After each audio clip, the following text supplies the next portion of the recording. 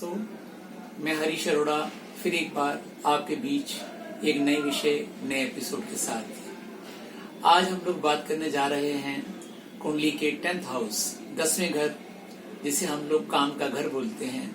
हम उसकी बात करने जा रहे हैं। जैसा कि आपको पता है इस घर के जो कारक ग्रह हैं जिनकी वजह से हमारा कारोबार चलता है, इस घर के मालिक हैं बुध, शनि, बृहस्पति और सूर्य। क्योंकि 10वां घर शनि और सूर्य पिता पुत्र का भी है, बुध का भी है और बृहस्पति का भी अपना घर है कारोबार के लिहाज से। तो हम लोग आज बात करेंगे कि हमें कौन सा काम चुनना चाहिए, क्योंकि अगर आप काम का चुनाव सही नहीं करते हैं तो हम जिंदगी भर संघर्ष और स्ट्रगल में रहते हैं।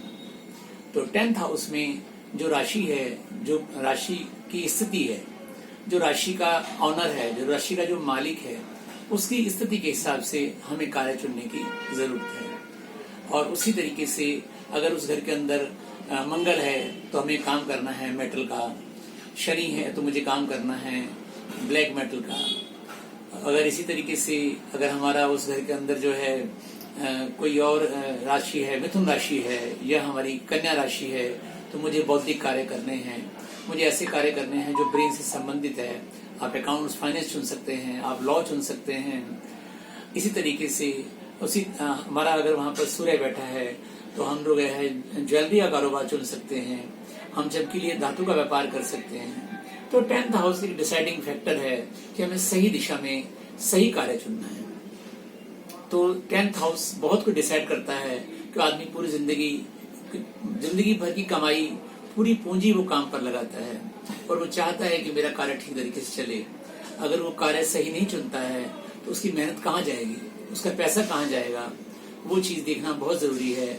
इसलिए कार्य चुनते हुए मेरे दोस्तों जरूर ध्यान रखें कि मेरे 10th हाउस में कौन सा स्टार है, कौन से ग्रह बैठे हैं, उनकी क्या स्थितियां हैं, वो देखना बहुत ही जरूरी है, परम आवश्यक है।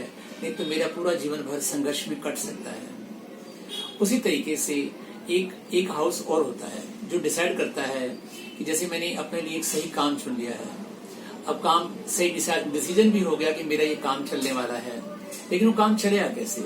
वो काम चलेगा 3rd हाउस की वजह से। तीसरा घर जो मेरी कार्य क्षमता, मेरी स्किल का घर है, जो बताता है कि मुझे काम करना भी आता है। जैसे मैं आपसे कहूँ कि आपको जो है मेडिसिन का काम सूट करता है, तो क्या मुझे मेडिसिन का लाइसेंस है मेरे पास?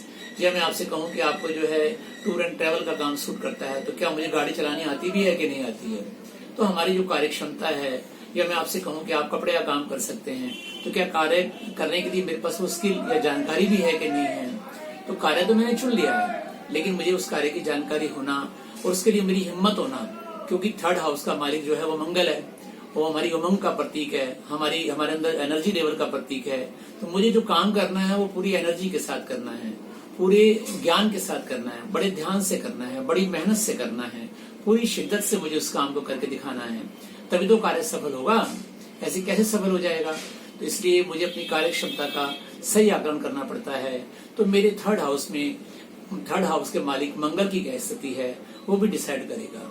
अगर वहां पर कोई ऐसा ग्रह है जो मंगल को स्लो करता है, अगर वहां शनि आगे बैठ गया है, या वहां शुक्र आगे बैठ गया है, या वहां चंद्र आगे बैठ गया है, तो मैं आराम से धीरे धीरे काम करूंगा, मेरे काम की स्पीड स्लो हो जाएगी। तो आमदनी कहाँ से आएगी भाई, कहाँ से पैसे आएंगे? उसी तरीके से एक घर और होता है जो ये डिसाइड करता है कि जो मैंने कार्य चुना, मैंने मेहनत भी करी, तो क्या मेरे को लाभ मिलेगा या नहीं मिलेगा। उसके लिए हमारा जो 11वां घर है, एकादश भाव, मेरे लाभ भाव की क्या स्थिति है। अगर मेरा जो लाभेश है, जो इसने मुझे लाभ देना है, जिसकी वजह से मुझे बेनिफिट होना है, तो क्या वो लाभेश जो है उसकी स्थिति सही घर में है। अगर वो शत्रु घर में बैठा हुआ है, मृत्यु घर में बैठा हुआ है, या वो व्यय वाले घर में बैठा हुआ है, तो मेरा सारा लाभ खर्च हो जाएगा भाई, मेरे पैसे बचेंगे ही नहीं, मेरे पैसे जो है सारे के सारे जाया चले जाएंगे, मेरी इन्वेस्टमेंट सारी की सारी जो है वो डेड हो जाएगी, मेरी पेमेंटें रुक जाएंगी, मुझे जो है जो लिक्विडिटी मार्केट से मिलनी है वो नहीं मिलेगी। तो मुझे अपने लाभेश की स्थिति को देखकर भी चलना चाहिए। इसके अलावा सबसे अंत में जो आता है वो ये आता है कि मेरा जो सारा का सारा पैसा, सारी मेहनत कहाँ जाने वाली है, वो धन भाव में जाने वाली है। अल्टीमेटली मेरे धन भाव की क्या स्थिति है, मेरा सोशल स्टेटस पैसे को लेकर क्या रहने वाला है, वो मेरा धन भाव यानी कि 2nd हाउस ये डिसाइड करेगा कि मेरा जो है मेरी जो सोशल स्टेटस पैसे को लेकर रहेगा वो क्या रहेगा।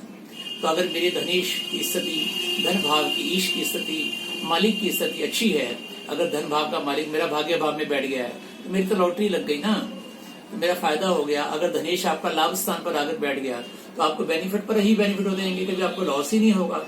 उसी तरीके से अगर आपका धनेश लगन में आगे बैठ गया फिर तो आप रोज कमाएंगे, रोज खाएंगे, फिर आप जोड़ नहीं पाएंगे। लेकिन वही धन भाव का मालिक अगर 12वें घर में बैठ गया, जो कमाएंगे वो सारा खर्च हो जाएगा।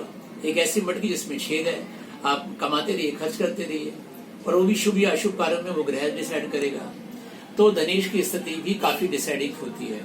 तो इसलिए मेरे दोस्तों, जब भी हम कोई कार्य करते हैं तो सबसे पहले अपने कार्य को सही चुनें, सही दिशा में प्रयास करें, 10वें घर की स्थिति को देखें, फिर अपनी कार्य क्षमता को देखें कि मुझे वो काम आता भी है कि नहीं आता है। उसी तरीके से आप देखिए मेरे लाभ वाले घर की क्या स्थिति है, फिर देखिए मेरे धनेश की क्या स्थिति है। आप देखिए जिंदगी में आप कितना आगे बढ़ते हैं। सही दिशा में अगर आप प्रयास करते हैं तो निश्चित तौर पे आप सफल होंगे, आपको सफल होना ही है। आज का एपिसोड मैं यहीं पर ही खत्म करता हूँ। फिर मिलेंगे नए विषय, नए किसी बात के साथ। नमस्कार, जय भारत, जय हिंद।